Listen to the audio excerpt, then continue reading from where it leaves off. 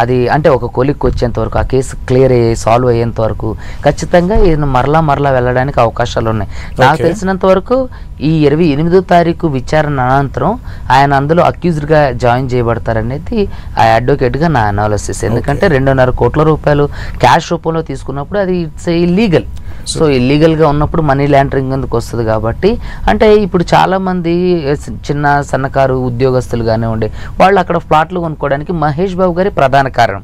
ఆయన అంటే అతని మీద ఒక నమ్మకంతో భరోసాతో బ్రాండ్ అంబాసిడర్గా ఉన్నారు. అంటే ఇప్పుడు మీరు చూసుకున్నట్లయితే మనం తమన్నా గారిని రాశిఖన్నా గారిని చూసుకుంటే ఏదో ఒక బ్యూటీ ప్రోడక్ట్కి వాళ్ళు ఇద్దరు అంబాసిడర్లుగా ఉన్నారని దాని ద్వారా ఏదో అక్కడ కూడా అవకతవకలు జరుగుతాయి. వీళ్ళిద్దరికి కూడా నోటీసులు ఇవ్వడం జరిగింది.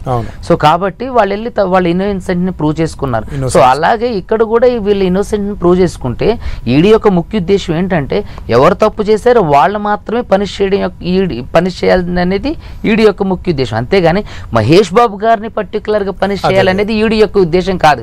దాంట్లో ఎవరైతే తప్పు చేస్తారో ఎవరైతే అంటే తప్పు చేయడానికి పాల్పడ్డారో ఎవరైతే మనీ లాండరింగ్ అవడానికి లేదంటే అక్కడ జరగడానికి అంటే అక్కడ ఆ సినారీ అంతా జరగడానికి మనీ లాండరింగ్ జరగడానికి స్కామ్ జరగడానికి ఎవరైతే అంటే మెయిన్ వాళ్ళు ఉన్నారో వాళ్ళకి శిక్ష అంటే దాంట్లో ఉన్న వాళ్ళందరికీ శిక్ష పడాలనేది వాళ్ళ యొక్క ముఖ్య ఉద్దేశం. కానీ మహేష్ బాబు గారికి శిక్ష పడాలనేది వాళ్ళ యొక్క ముఖ్య ఉద్దేశం కాదు.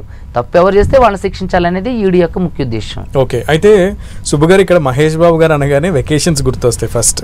సో ఆయన అబ్రాడ్ వెళ్ళడం అనేది సర్వసాధారణం. ఆయన ఫ్యామిలీతో పాటు వెకేషన్స్ ఎక్కువ ఇచ్చేస్తూ ఉంటారు.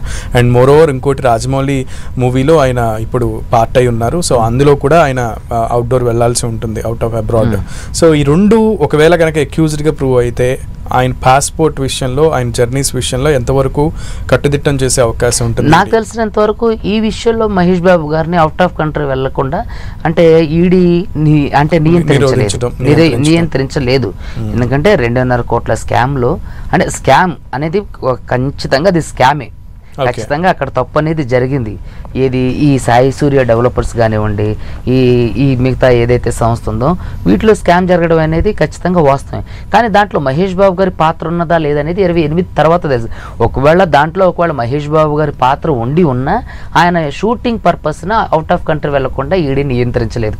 ఈడీ కోర్టుకి వాళ్ళు అభ్యంతరం చేసుకోవచ్చు. కానీ ఒక సెలబ్రిటీని అందులోనూ ఒక సినిమా స్టార్ని అంటే అతను ఏం దేశ దొంగ కాదు, లేదంటే అతను బందిపోటు కాదు, లేదంటే ఉగ్రవాది కాదు.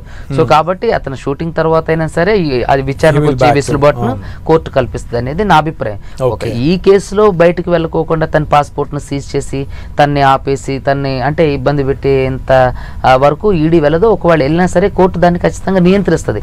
మహేష్ బాబు గారికి ఈ విషయంలో అంటే లిబర్టీని అనేది ఇస్తుంది అనేది నా అభిప్రాయం. ఓకే సుబ్బు గారు, థ్యాంక్ యూ సో మచ్. చాలా క్వశ్చన్స్ కి క్లారిటీ అయితే ఇచ్చారు. బట్ ఈ నెల 28న మహేష్ బాబు అయితే ఈడీ విచారణకి హాజరవుతారా లేదా